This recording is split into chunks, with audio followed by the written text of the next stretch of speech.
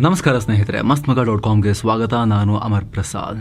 ಸ್ನೇಹಿತರೆ, IPLನ ಅತಿ ದೊಡ್ಡ ಫ್ರಾಂಚೈಸಿ, ರಿಚ್ ಫ್ರಾಂಚೈಸಿ, ಹಾಲಿ ಚಾಂಪಿಯನ್ RCB ಸೇಲ್ಗಿದೆ, ಮಾರಾಟಕ್ಕಿದೆ. ಯಾರು ಬೇಕಾದ್ರೂ ತಗೋಬಹುದು. ಈ ವಿಚಾರ 3 ತಿಂಗಳ ಹಿಂದೆ ಕೂಡ ಸುದ್ದಿಯಾಗಿತ್ತು. ಆದರೆ RCB ಓನರ್ ಅವಾಗ ಹಾಗೇನಿಲ್ಲ ಅಂತ ಹೇಳಿದರು. ಆದರೆ ಈ ಸಲ ವಿಚಾರ ಸೀರಿಯಸ್ ಆಗಿದೆ. 16 ಕಂಪನಿಗಳು RCB ಖರೀದಿ ಮಾಡೋಕ್ಕೆ ಮುಗಿಬಿಟ್ಟಿದ್ದಾರೆ. ಅದರಲ್ಲೂ ವಿಶ್ವದ ಅತಿ ದೊಡ್ಡ vaccine company serum institute of ಇಂಡಿಯಾದ CEO ಅಡರ್ ಪೂನಾವಾಲಾ RCB ಖರೀದಿ ಮಾಡೋಕ್ಕೆ ಫ್ರಂಟ್ ರನ್ನರ್ ಆಗಿದ್ದಾರೆ. ಇದನ್ನು ಖುದ್ದು ಅವರೇ ಕನ್ಫರ್ಮ್ ಮಾಡಿದ್ದಾರೆ. IPL ಮಾಜಿ ಮುಖ್ಯಸ್ಥ ಲಲಿತ್ ಮೋದಿ ಕೂಡ ಹೌದು, RCB ಸೇಲ್ ಆಗ್ತಿದೆ ಅಂತ ಹೇಳಿದ್ದಾರೆ. ಇದರ ಬೆನ್ನಲ್ಲೇ ಉಳಿದ IPL ತಂಡಗಳ ವ್ಯಾಲ್ಯೂ ಕೂಡ ಏರಿಕೆಯಾಗ್ತಿದೆ. ಹಾಗಿದ್ರೆ ಇಂಥ ದೊಡ್ಡ ಟೀಮ್ನ RCB ಓನರ್ ಮಾರ್ತಿರೋದು ಯಾಕೆ? ಅದರಲ್ಲೂ IPL ಚಾಂಪಿಯನ್ ಆದಾಗಲೇ ಬಿಟ್ಕೊಡ್ತಿರೋದು ಯಾಕೆ? RCB ಎಷ್ಟಕ್ಕೆ ಸೇಲ್ ಆಗಬಹುದು? ಅಡರ್ ಪೂನಾವಾಲಾ ಮಾಲೀಕರಾದರೆ RCBಲಿ ಏನೆಲ್ಲ ಚೇಂಜಸ್ ಆಗಬಹುದು? ಎಲ್ಲವನ್ನು ನೋಡ್ತಾ ಹೋಗೋಣ ಸ್ನೇಹಿತರೆ. ಕಡೆ ತನಕ ಮಿಸ್ ಮಾಡದೆ ನೋಡಿ. ಅದಕ್ಕಿಂತ ಮುಂಚೆ ಸ್ನೇಹಿತರೆ, ನೀವಿನ್ನೂ ಕೂಡ ಸಬ್ಸ್ಕ್ರೈಬ್ ಮಾಡದೆ ನೋಡ್ತಾ ಇದ್ರೆ ದಯವಿಟ್ಟು ಇಲ್ಲೇ ಇದೆ ನೋಡಿ ಬಟನ್, ಸಬ್ಸ್ಕ್ರೈಬ್ ಮಾಡಿ. ಪಕ್ಕದಲ್ಲೇ ಬೆಲ್ ಐಕಾನ್ ಇದೆ, ಅದರ ಮೇಲೆ ಕ್ಲಿಕ್ ಮಾಡಿ ಅಂತ ನಿಮ್ಮಲ್ಲಿ ನಮ್ಮ ಕಳಕಳಿಯ ಮನವಿ. ಇದರಿಂದ ನಮಗೆ ನೀವು ದೊಡ್ಡ ಶಕ್ತಿ ಕೊಟ್ಟಂತಾಗುತ್ತೆ. ಬನ್ನೀಗ ಶುರು ಮಾಡೋಣ. ಮಾರಾಟಕ್ಕಿದೆ RCB, ಮುಂದೆ ಬಂದ ಅತಿ ದೊಡ್ಡ ಔಷಧ ಕಂಪನಿ. ಸ್ನೇಹಿತರೆ, ಕಳೆದ ಜೂನ್ನಲ್ಲಿ ಮೊದಲ ಬಾರಿಗೆ ಈ ಸುದ್ದಿ ಬಹಿರಂಗ ಆಗಿತ್ತು. IPL ಗೆದ್ದ ಒಂದೇ ವಾರದಲ್ಲಿ RCB ಓನರ್ ಯುನೈಟೆಡ್ ಸ್ಪಿರಿಟ್ಸ್ ಇಂತಹ ಯೋಚನೆ ಮಾಡ್ತಾ ಇದೆ ಅಂತ ಸುದ್ದಿಯಾಗಿತ್ತು. ಕೂಡಲೇ ಯುನೈಟೆಡ್ ಸ್ಪಿರಿಟ್ಸ್ನ ಷೇರುಗಳು 4% ರೈಸ್ ಆಗಿದ್ವು. ಆದರೆ ತಕ್ಷಣ ರಿಯಾಕ್ಟ್ ಮಾಡಿದ ಯುನೈಟೆಡ್ ಸ್ಪಿರಿಟ್ಸ್, ನಾವು ಯಾವುದನ್ನು ಮಾರಾಟ ಮಾಡ್ತಿಲ್ಲ ಅಂತ ಯಾವುದೇ ಡಿಸ್ಕಷನ್ ಇಲ್ಲ ಅಂತ ತಳ್ಳಿ ಹಾಕಿದ್ರು. ಹೀಗಿದ್ರು ಕೂಡ IPL ವಲಯದಲ್ಲಿ ಮಾತ್ರ RCB ಸೇಲ್ ಗುಸುಗುಸು ನಿಂತಿರಲಿಲ್ಲ. ಆಗಾಗ RCB ವ್ಯಾಲ್ಯೂಷನ್ ಬಗ್ಗೆ, ಖರೀದಿಯ ಆಸಕ್ತರ ಬಗ್ಗೆ ರಿಪೋರ್ಟ್ ಆಗ್ತಾನೆ ಇತ್ತು. ಆದರೆ ಈಗ ಮಾತ್ರ ಯುನೈಟೆಡ್ ಸ್ಪಿರಿಟ್ಸ್ RCB ಮಾರಾಟದ ಬಗ್ಗೆ ಸೀರಿಯಸ್ ಆಗಿ ಮಾತುಕತೆ ನಡೆಸ್ತಾ ಇದೆ. ಇದನ್ನು ಖುದ್ದು ಈ ವ್ಯವಹಾರದಲ್ಲಿ ಭಾಗಿಯಾಗಿರೋರನ್ನು ಆಧರಿಸಿ ಪ್ರತಿಷ್ಠಿತ ಬಿಸಿನೆಸ್ ನ್ಯೂಸ್ ಸಂಸ್ಥೆ ಮನಿ ಕಂಟ್ರೋಲ್ ರಿಪೋರ್ಟ್ ಮಾಡಿದೆ. ಸಿಟಿ ಗ್ರೂಪ್, ಮಿಡಲ್ ಈಸ್ಟರ್ನ್ ಹೂಡಿಕೆ ಫಂಡ್ಗಳು ಸೇರಿದ ಹಾಗೆ ಅನೇಕ ಕಂಪನಿಗಳು RCB ಖರೀದಿ ಮಾಡೋಕ್ಕೆ ಮುಂದೆ ಬಂದಿದ್ದಾರೆ. ಅದರಲ್ಲೂ ಸೀರಮ್ ಇನ್ಸ್ಟಿಟ್ಯೂಟ್ ಆಫ್ ಇಂಡಿಯಾದ ಅಡರ್ ಪೂನಾವಾಲಾ ಮುಂಚೂಣಿಯಲ್ಲಿದ್ದಾರೆ. ಅಂದಹಾಗೆ ಅಡರ್ ಪೂನಾವಾಲಾ ನಿಮ್ಗೆ ಗೊತ್ತಿರ್ಬೋದು, ವ್ಯಾಕ್ಸಿನ್ ಎಲ್ಲ ಮಾಡಿದ್ರಲ್ಲ, ಕೋವಿಶೀಲ್ಡ್ ಕೋವಿಡ್ ಟೈಮ್ನಲ್ಲಿ. ಆ ರೀತಿ ಸುಮಾರು ವ್ಯಾಕ್ಸಿನ್ ಎಲ್ಲ ಮಾಡಿದ್ದಾರೆ. ಬಟ್ ಕೋವಿಶೀಲ್ಡ್ ಅದು ಮಾಡಿದಾಗ, ಕೋವಿಡ್ ಟೈಮ್ನಲ್ಲಿ ವ್ಯಾಕ್ಸಿನ್ ಮಾಡಿದಾಗ ನಮಗೆಲ್ಲ ಚಿರಪರಿಚಿತರಾದರು ತುಂಬ ಜನಕ್ಕೆ. ಸೀರಮ್ ಇನ್ಸ್ಟಿಟ್ಯೂಟ್ ಆಫ್ ಇಂಡಿಯಾ ಅದರ CEO. ಸ್ನೇಹಿತರೆ, ಈ ಸೀರಮ್ ಇದೆಯಲ್ಲ, ಸಣ್ಣ ಪುಟ್ಟ ಸಂಸ್ಥೆ ಅಲ್ಲ, ವಿಶ್ವದ ಅತಿ ದೊಡ್ಡ ವ್ಯಾಕ್ಸಿನ್ ಮೇಕರ್ ಇವರು. 2 ಲಕ್ಷ ಕೋಟಿ ಮೌಲ್ಯದ ಬೃಹತ್ ಕಂಪನಿ. ಈಗ ಇಂತಹ ಕಂಪನಿ ಬರೋಬ್ಬರಿ $2 ಬಿಲಿಯನ್ ಅಂದರೆ 17,000 ಕೋಟಿ ರೂಪಾಯಿ ವ್ಯಾಲ್ಯೂಷನ್ಗೆ RCBಯನ್ನು ಖರೀದಿ ಮಾಡೋಕ್ಕೆ ನೋಡ್ತಿದ್ದಾರೆ. ಈ ಬಗ್ಗೆ ಖುದ್ದು ಅಡರ್ ಪೂನಾವಾಲಾ ಟ್ವೀಟ್ ಮಾಡಿದ್ದಾರೆ. ಸರಿಯಾದ ವ್ಯಾಲ್ಯೂಷನ್ ಸಿಕ್ಕರೆ RCB ಗ್ರೇಟ್ ಟೀಮ್ ಅಂತ ಪೋಸ್ಟ್ ಮಾಡಿದ್ದಾರೆ. ಈ ಮೂಲಕ RCB ಖರೀದಿಸೋ ಇಂಗಿತವನ್ನು ಕನ್ಫರ್ಮ್ ಮಾಡಿದ್ದಾರೆ. ಅತ್ತ IPL ಮಾಜಿ ಚೇರ್ಮನ್ ಲಲಿತ್ ಮೋದಿ ಕೂಡ RCB ಸೇಲ್ ಆಗ್ತಿದೆ ಅಂತ ಹೇಳಿದ್ದಾರೆ. ಎಕ್ಸ್ನಲ್ಲಿ ಪೋಸ್ಟ್ ಮಾಡಿ, ಈ ಹಿಂದೆ RCB ಮಾರಾಟ ಆಗ್ತಿರೋ ಬಗ್ಗೆ ಸಿಕ್ಕಾಪಟ್ಟೆ ರೂಮರ್ಸ್ ಇತ್ತು. RCB ಓನರ್ ಕೂಡ ಡಿನೈ ಮಾಡಿದ್ರು. ಆದ್ರೀಗ ಫೈನಲಿ RCBಯನ್ನು ತಮ್ಮ ಬ್ಯಾಲೆನ್ಸ್ ಶೀಟ್ನಿಂದ ತೆಗೆದು ಮಾರೋಕೆ ಡಿಸೈಡ್ ಮಾಡಿರೋ ಹಾಗೆ ಕಾಣಿಸ್ತಾ ಇದೆ. ಬಿಗ್ ಗ್ಲೋಬಲ್ ಫಂಡ್ ಮತ್ತು ಸಾವರಿನ್ ಫಂಡ್ಗಳು ತಮ್ಮ ಹೂಡಿಕೆ ಭಾಗವಾಗಿ, ಅದರಲ್ಲೂ ಭಾರತದ ಸ್ಟ್ರಾಟಜಿ ಭಾಗವಾಗಿ RCB ಅಂದರೆ ಇಂಡಿಯಾ ಅಲೋಕೇಶನ್ನ ಒಂದು ಭಾಗವಾಗಿ RCB ದುಡ್ಡು ಹಾಕೋಕೆ ಪ್ಲಾನ್ ಮಾಡ್ತಿದ್ದಾರೆ. ಇದಕ್ಕಿಂತ ಒಳ್ಳೆ ಇನ್ವೆಸ್ಟ್ಮೆಂಟ್ ಅಪರ್ಚುನಿಟಿ ಸಿಗಲ್ಲ. ಯಾರ್ಯಾರು ಟ್ರೈ ಮಾಡ್ತಿದ್ದಾರೋ ಎಲ್ರಿಗೂ ಗುಡ್ ಲಕ್. ಯಾಕಂದರೆ ಯಾರೇ RCB ಖರೀದಿ ಮಾಡಿದ್ರು ಕೂಡ IPLನಲ್ಲಿ ಹೊಸ ರೆಕಾರ್ಡ್ ಆಗುತ್ತೆ. RCB ಅತಿ ದೊಡ್ಡ ಫ್ರಾಂಚೈಸಿ ಆಗಲಿದೆ ಅಂತ ಹೇಳಿದ್ದಾರೆ. ಸ್ನೇಹಿತರೆ, ಲಲಿತ್ ಮೋದಿ ಭಾರತ ಬಿಟ್ಟು ಆಚೆ ಹೋಗಿರ್ಬೋದು, ಆದರೆ ಉದ್ಯಮ ಲೋಕದಲ್ಲಿ, ಅದರಲ್ಲೂ ಕೂಡ ಕ್ರಿಕೆಟ್ ಉದ್ಯಮದಲ್ಲಿ ಅವರ ಪಟ್ಟು ಸಡಿಲ ಆಗಿಲ್ಲ. ಹಳೆ ಬೇರುಗಳು ಇನ್ನೂ ಹಾಗೆ ಇವೆ. ಹೀಗಾಗಿ ಇಂಥ ವ್ಯಕ್ತಿನೇ ಹೇಳ್ತಿರೋದ್ರಿಂದ RCB ಸೇಲ್ ಆಗೋದು ಬಹುತೇಕ ಪಕ್ಕ ಅನ್ನೋ ವಿಶ್ಲೇಷಣೆ ಇದೆ. ಅಲ್ಲದೆ ಈ ಸುದ್ದಿ ಹೊರಬೀಳ್ತಿದ್ದ ಹಾಗೆ ಹೈದರಾಬಾದ್ ತಂಡದ ಓನರ್ ಸನ್ TV ಷೇರುಗಳು 18% ಏರಿಕೆಯಾಗಿವೆ. ಹೈದರಾಬಾದ್ ಟೀಮ್ನ ವ್ಯಾಲ್ಯೂಷನ್ ಕೂಡ. ಯಾಕಂದರೆ ಈ ರಿಪೋರ್ಟ್ ಪ್ರಕಾರ RCB ಮೌಲ್ಯ $2 ಬಿಲಿಯನ್ ಆಗುತ್ತೆ. IPLನಲ್ಲೇ ಇದು ಹೈಯೆಸ್ಟ್. ಆದರೆ RCB ವ್ಯಾಲ್ಯೂ ಹೆಚ್ಚಾದಂತೆ ಉಳಿದ ಟೀಮ್ಗಳ ವ್ಯಾಲ್ಯೂ ಕೂಡ ಅದಕ್ಕೆ ತಕ್ಕಂತೆ ಲೆಕ್ಕ ಹಾಕಲಾಗುತ್ತೆ. ಹೀಗಾಗಿ ಸನ್ರೈಸರ್ಸ್ ತಂಡದ ವ್ಯಾಲ್ಯೂ ಕೂಡ ಹೆಚ್ಚಾಗುತ್ತೆ. ಅದಕ್ಕಾಗಿಯೇ ಸನ್ TV ಷೇರು ಬುಧವಾರ ದಾಖಲೆ ಮಟ್ಟದಲ್ಲಿ ಏರಿಕೆಯಾಯಿತು. ಏನು ಸ್ನೇಹಿತರೆ, ವರದಿಯಲ್ಲಿ ಮುಂದುವರಿಯುವ ಮುನ್ನ seven science tourism company Kashi ಅಯೋಧ್ಯೆಗೆ ಮತ್ತೊಂದು ಟ್ರಿಪ್ ಆಯೋಜನೆ ಮಾಡಿದೆ. ಆಫರ್ ಪ್ರೈಸ್ ಕೇವಲ 39,500 ರೂಪಾಯಿ ಮಾತ್ರ. Kashi Ayodhya Triveni Sangam Gaya Bodh Gaya 4 night 5 days trip ಇದು. ಈ ಪ್ಯಾಕೇಜ್ ಅಲ್ಲಿ flight tickets, 3 star hotel stay, all meals, ದೇವರ ದರ್ಶನ, AC ಟ್ರಾನ್ಸ್ಪೋರ್ಟ್ ವ್ಯವಸ್ಥೆ, ಬೋಟಿಂಗ್ ಮತ್ತು ಆಟೋ ಚಾರ್ಜಸ್, 24/7 ಟೂರ್ ಮ್ಯಾನೇಜರ್ ಸೌಲಭ್ಯ, ಹಿರಿಯ ನಾಗರಿಕರಿಗೆ ವಿಶೇಷ ಕೇರ್ ಕೂಡ ಇರುತ್ತೆ.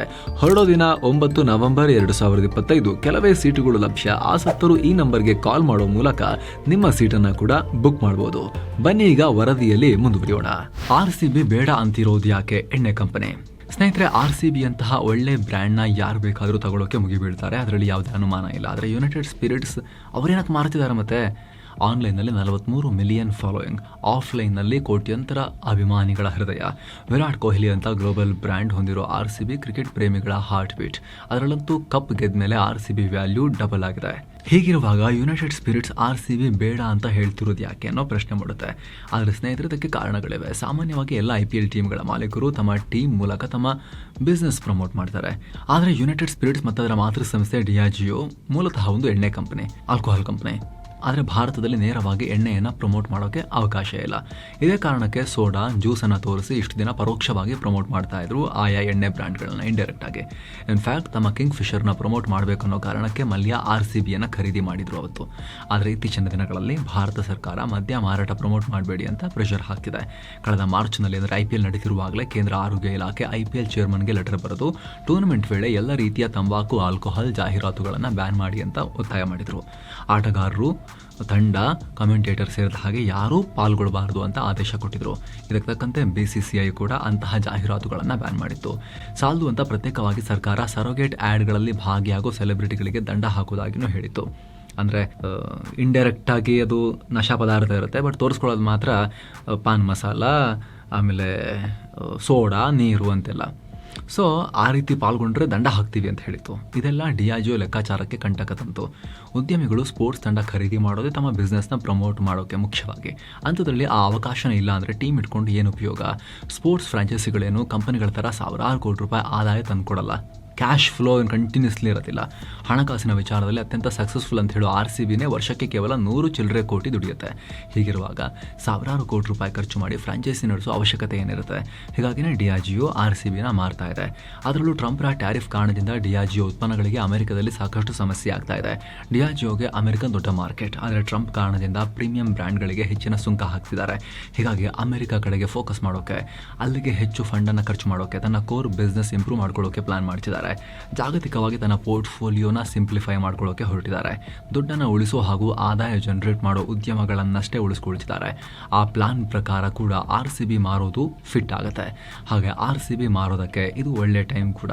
ಇಷ್ಟು ದಿನ RCB ಎಷ್ಟೇ ಒಳ್ಳೆ ಬ್ರ್ಯಾಂಡ್ ಆಗಿದ್ರೂ ಕೂಡ ಟ್ರೋಫಿ ಗೆದ್ದಿಲ್ಲ ಅನ್ನೋ ಕಪ್ಪು ಚುಕ್ಕೆ ಇತ್ತು.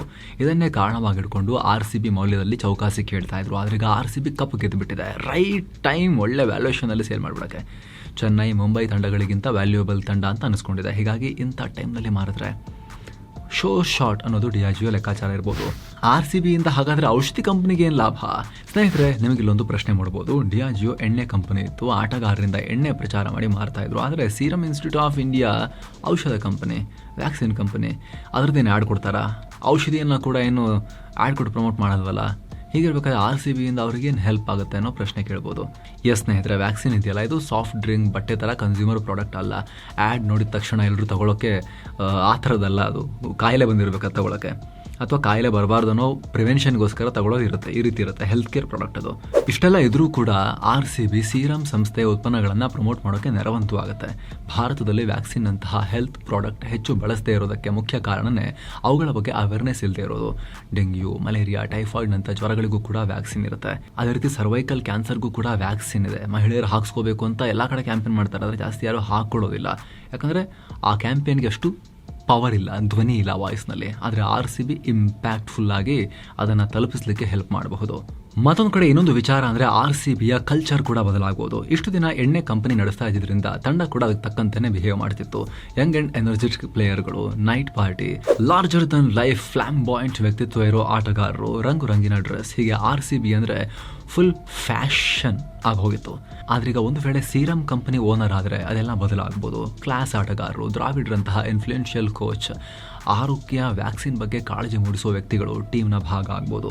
ಈಗ ಬಾಟಲ್ ಹಿಡ್ಕೊಂಡು ಲೈಫ್ ಜಿಂಗಲ್ ಅಲ್ಲ ಲಾಲ ಜಿಂಗಲ್ ಅಲ್ಲ ಅನ್ನೋ ಆಟಗಾರರು ಸ್ಕೂಲ್, ಕಾಲೇಜು, ಆಸ್ಪತ್ರೆಗಳಲ್ಲಿ ವ್ಯಾಕ್ಸಿನ್ ಮಹತ್ವದ ಬಗ್ಗೆ ಮಾತನಾಡ್ಬೋದು. ಏನೇ ಆಗಲಿ ಸ್ನೇಹಿತರೆ, ನಮ್ಮ ಪ್ರೀತಿಯ RCB ಎಣ್ಣೆಯನ್ನು ಪ್ರಮೋಟ್ ಮಾಡೋದಕ್ಕಿಂತ ಒಂದು ಹೆಲ್ತ್ ಪ್ರಾಡಕ್ಟ್ನ ಪ್ರಚಾರ ಮಾಡೋ ಒಂದು ಗ್ರೂಪ್ನ ಭಾಗ ಆದರೆ ಅದರಲ್ಲಿ ನೆಗೆಟಿವ್ ಏನಿಲ್ಲ.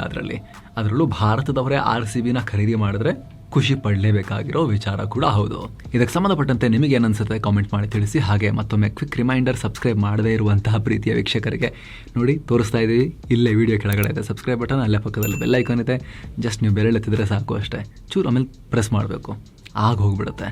ಆದರೆ ನೀವು ಮಾಡೋ ಈ ಒಂದು ಸಣ್ಣ ಎಫರ್ಟ್ನಿಂದ ನಮಗೆ ದೊಡ್ಡ ಶಕ್ತಿ ಸಿಗುತ್ತೆ. Thank you so much. ಮತ್ತೆ ಭೇಟಿ ಆಗ್ತಿರೋಣ. ನಮಸ್ತೆ.